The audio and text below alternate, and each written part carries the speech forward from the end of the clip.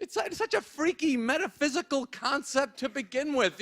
You can't sell people holes. A hole does not exist. Words have meanings. A hole. What's up, beautiful people? You're watching Tight 10, where I, Jordan Black, analyze and break down great stand-up comics and great stand-up comedy in order to show you some of the skills and techniques that these comics use in order to make you laugh. Before we get into the video, I just want to make sure that you guys like this video down below. Seriously. 2 seconds really makes a difference. If you like it, it shows more people on the algorithm.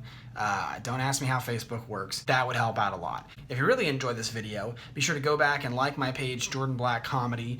We're getting really close to 500 likes. That will really convince my mom that I'm doing something with my life. So, without further ado, let's get into today's topic, which is the premise. Now, the premise is basically the skeleton of a joke. So, it is the structure and the protection for some of the vital organs of your joke, and it's kind of what keeps everything together and it keeps it all working right. You know, you're not gonna all of a sudden find a limb of yours growing somewhere else, not attached to your body. It keeps it kind of grounded. It establishes, hey, here's the framework we're working in, and you know, lets you know kind of what you're in for. And then it helps guide the train of thought of the comic through a joke. Now, who better to learn about a premise from but the great Jerry Seinfeld? So we're going to be checking out a selection of 2 jokes, you know, from basically a Colbert episode. These are both different premises, essentially, but they're connected slightly. So let's get into it. I heard backstage that one of the changes made to the theater, bigger seats. Why? A lot of people think we have a weight problem in this country. I don't agree with that. All right, so there is the premise right there. A lot of people believe we have a weight problem in this country. I don't agree with that. So he's establishing, all right, here is the bones of what I'm about to talk about. Also, I love what he, you know, real quick detour, which is, I love how he starts off by saying, I heard that we got bigger seats in this theater. That's just not true. It's just a way for him to kind of stay grounded in reality. You know, whenever he doesn't just come out and start saying, you know, I think we have a weight problem in this country. Or, you know, I don't think we have a weight problem in this country. Obviously, it would be okay if he did that, but he's trying to kind of relate to the audience. It's like, you're sitting in those seats right now. Now, let's talk about the premise that he's effectively stated now. You know, a lot of people think that we have a weight problem in this country. I don't agree with that. The base level of understanding you need to go forward in this joke is the weight problem in this country. His counter to that is, I don't agree with that. And I'm about to lay out exactly what it is that I don't agree with, or what the, you know, defining characteristics of a weight problem in this country looks like to me.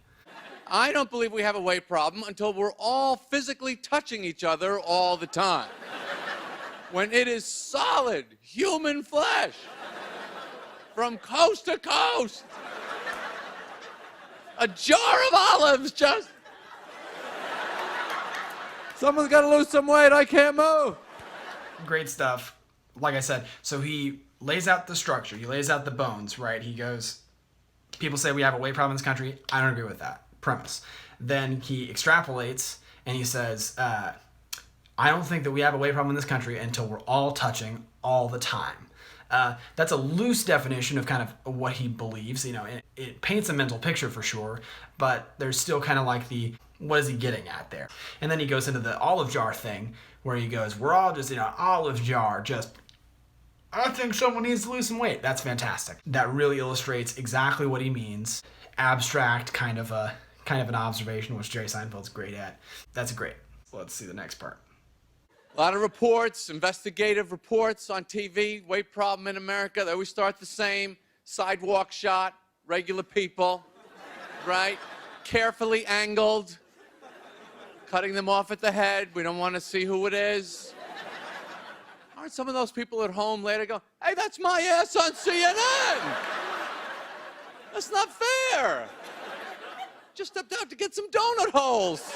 All right, so there he shifts his premise a little bit. Like I said, these are a couple of different jokes, all loosely attached. He shifts his premise to investigative reporting, talking about an overweight problem in America, showing B-roll of larger people walking on the sidewalks, their heads cut off so they remain anonymous. And then he points out the fact that, like, do you ever think that those people realize, like, that's my ass on CNN? And then he throws out the whole, well, I just stepped out to get some donut hole. Why am I being scrutinized on my fucking trip to go grab a snack?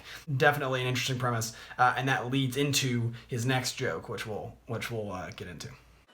The donut hole. The donut hole. Let's stop right there. The donut hole. That is as simple of a statement that you can make. That is, in its essence, a premise. We all know what he's talking about. The concept of a donut hole is stupid. And he very clearly explains that just with the word the donut hole and his inflection. You know he's not interested. What a horrible little snack. If you want a donut, have a donut. Why are you eating the hole? It's such a freaky metaphysical concept to begin with. You can't sell people holes. A hole does not exist. Words have meanings. A hole.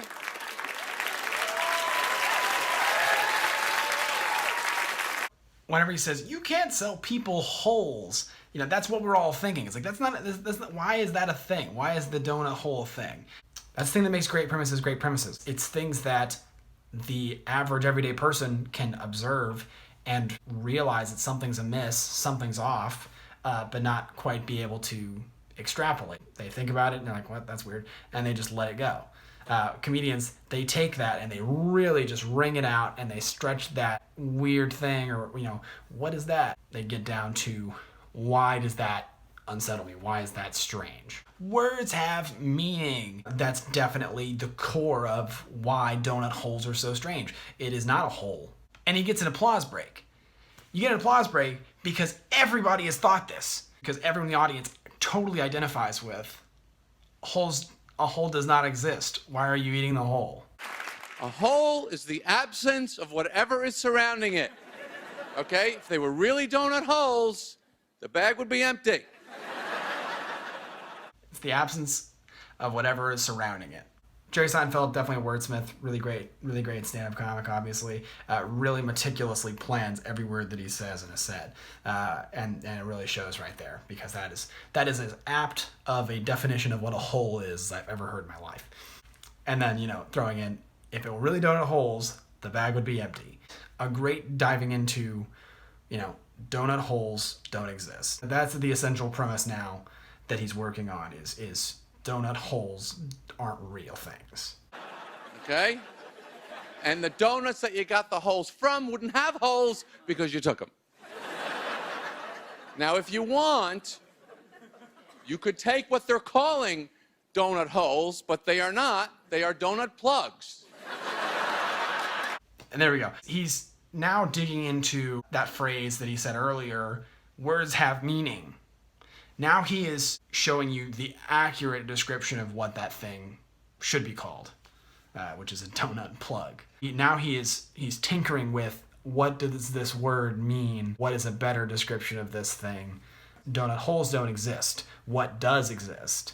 You know, and then he starts moving on to the words have meaning part of this premise. You could take the plug and shove it in the hole, which I don't even feel comfortable saying for some reason, but that would eliminate the donut, the hole, and the plug, but you still have a fat ass and people shooting you with a camera as you're walking down the street, so it doesn't work. So yeah, he still brings it back to, you know, you'd still be a fat ass and people would be shooting you with a camera as you walk down the street. That's a great way of bringing it back, great way of tying into the original premise of the overweight problem in America. Like I said, these are all very loosely associated. He works so well within a premise. One thing that, like, novice comedians do, something that I do whenever I'm kind of workshopping a joke, is they lose the premise. They lose, what is it that makes this specific setup funny? What is it that I need to tap into here? They get derailed and then they start talking about other nonsense. And they don't tie back into what exactly it was that they established at the beginning. Well, that is going to do it for today's episode of Tight 10.